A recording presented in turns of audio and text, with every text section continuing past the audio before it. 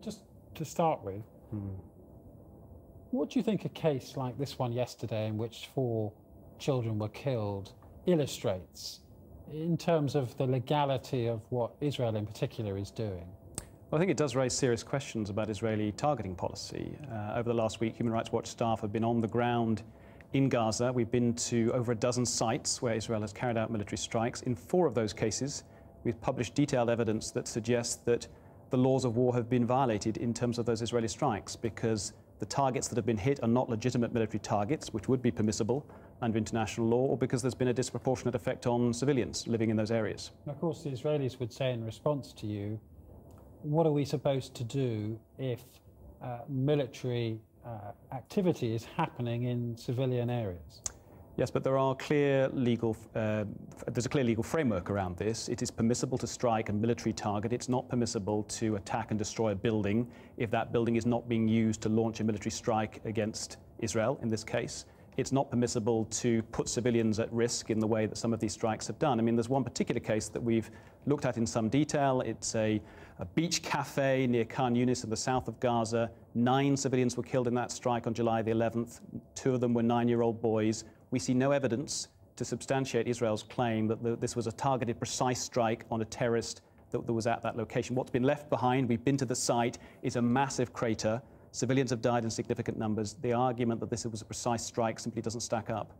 Does it stack up, in your view, for the Israelis to say, well, if they saw people fleeing across the sand and killed them with a strike, that may have been a mistake due to them thinking they were Hamas militants? Now, Israel hasn't said that, but that's a possibility, isn't it? But there is an obligation on warring parties in situations of this kind to take extreme precaution to ensure that they differentiate between combatants and civilians. And in the 4 cases that we've investigated, as I say, and I repeat, we don't see evidence that these were legitimate military targets. We do see evidence that the laws of war have been violated in these particular strikes. And that's a serious charge, but it's what our evidence on the ground, meticulously compiled, suggests. And who defends these laws of war? I mean, when you say international law has been broken, what law are we talking about? Well, we're talking about, it's called the laws of war. It's a shorthand, international humanitarian law. It's a body of law that's been developed over the last several decades, particularly the years since the Second World War, but actually some of it precedes the Second World War. It's a set of international standards that regulate the way in which war can be carried out by warring parties. And the obligations are very precise about what it's permissible to do in the context of an armed conflict and what it's not permissible to do. And there's an obligation on all the parties to adhere to those standards. So you're saying, are you, that the cases you've investigated constitute war crimes? No, we haven't said that, and this is an important distinction. To talk about war crimes would imply intentionality.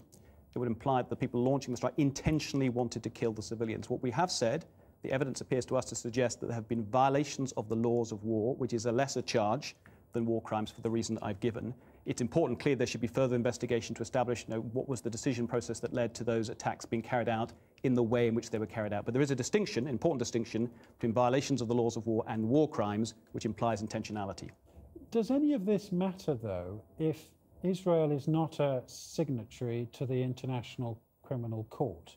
Because there is no way of enforcing, is there, any of this international law?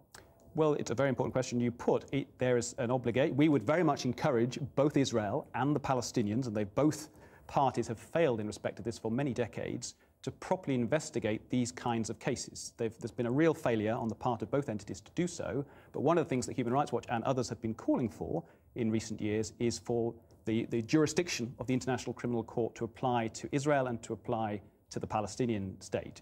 Palestinian entity. That would be a very important way of actually ensuring, in the absence of domestic processes of investigation, you actually get some real accountability for these kinds of incidents.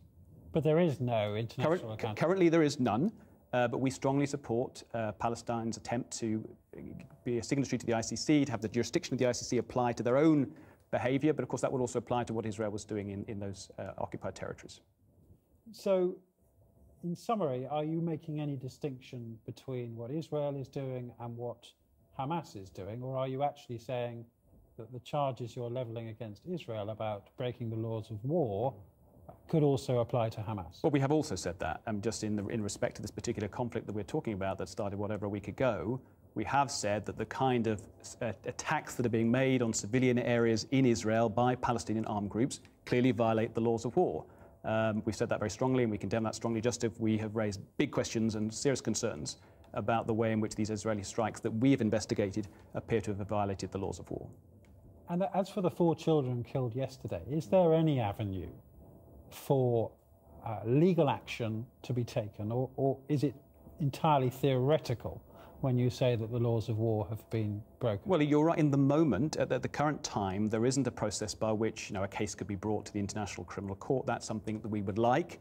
We would like the jurisdiction of the ICC to apply to the parties to this conflict. We think that'd be a real advance in terms of accountability, getting to the bottom of these kinds of abuses.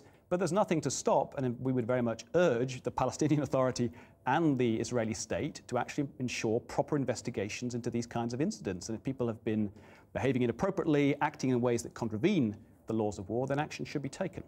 Do you ever think to yourself, here we go again, here is another incident which shocks the world and which doesn't actually seem to change anything?